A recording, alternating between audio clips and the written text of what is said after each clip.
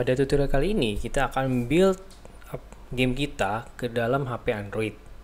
Berbeda dengan tutorial saya sebelumnya mengenai Unity Remote, dimana kalau Unity Remote itu kita aplikasinya itu hanya streaming di handphone, jadi dia tidak benar-benar ada di dalam handphonenya.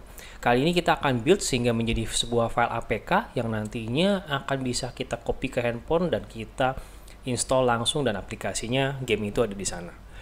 Caranya cukup mudah, jadi kita pastikan dulu sekali lagi bahwa perangkatnya siap. Bahwa dalam hal ini seperti yang kemarin saya bahas di video sebelumnya, pastikan JDK-nya terinstall lengkap, tidak ada warning di sini. SDK-nya pun juga terinstall. Buat yang belum terinstall, sekali lagi cara menginstallnya adalah kalian tinggal ke Unity Hub. Di Unity Hub itu ada bagian installs. Di bagian install itu kalian kalau mau install Unity sekalian di sini, pada saat menginstalnya di sini, pada saat di next itu jangan lupa mencentang bagian Android Build Support. Ini akan bisa membuat Unity membuildnya. Kemudian SDK-nya juga dan juga JDK-nya. Jadi tiga hal ini harus kalian centang untuk bisa nge-buildnya. Jika sudah, tinggal next dan dia akan download. Harusnya aplikasi Unity kalian siap untuk nge-build ke dalam Android. Cara nge-buildnya, kita langsung ke bagian file, build settings. Dari sini sebenarnya ada dua tombol, build and run.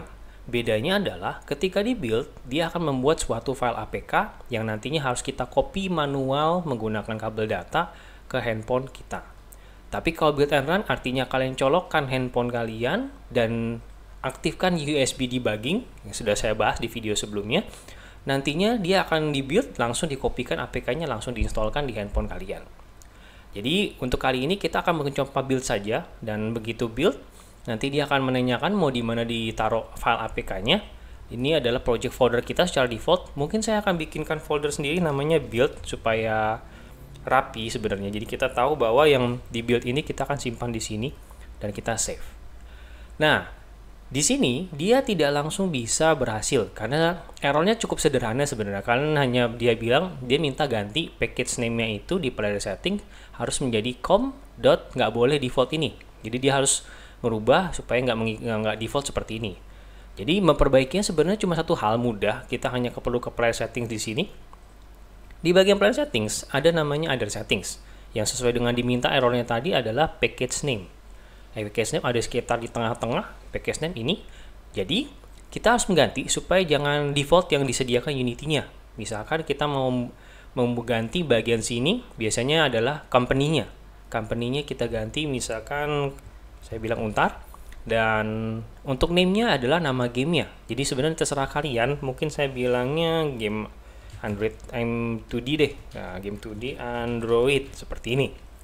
Nah, sebenarnya cukup ini saja. Jadi kalau ini sudah diganti, kalian langsung bisa build. Tapi biasanya kita akan coba men-setting beberapa hal yang memang biasa diperlukan. Kalau perlu ada icon, kalian bisa mengganti icon di sini.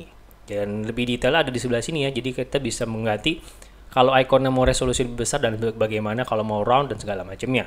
Round itu berarti bentuk ikonnya nggak kotak karena tergantung tema handphone itu kan bisa mengikuti istilahnya.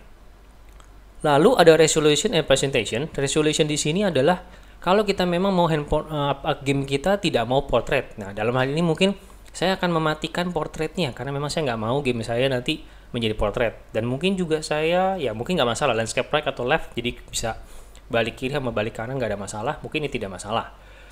Lalu biasanya setelah resolution and presentation mungkin ada yang mau menambahkan splash image sendiri. Nah, jadi splash image itu pada saat pertama kali masuk. Dan sisanya udah itu aja. Kalian jangan, yang paling penting justru adalah ini, jangan lupa mengganti dan package name-nya. Setelah itu kalian sudah bisa membuildnya. Jadi kita sudah boleh close dan kita build. Nantinya kita save di sini, dan save. Nanti akan ada proses loading, dia akan detecting build tools dan dia akan jalan. Dan kalau kalian sudah menginstal dengan lengkap, harusnya dia tidak ada masalah. Ini loadingnya mungkin bergeser beberapa menit. Kita tunggu. Yap, punya saya sudah selesai, jadi kurang lebih sekitar 2 menitan lah. Jadi aplikasi itu jadi, APK-nya sudah jadi, ini sudah bisa kalian copy ke handphone dan kalian bisa mencoba gamenya benar-benar sudah ada di handphone. Ya, sekian tutorial kita hari ini untuk membuild ke dalam handphone menjadi APK. Kita jumpa, thank you for watching, kita jumpa di tutorial berikutnya.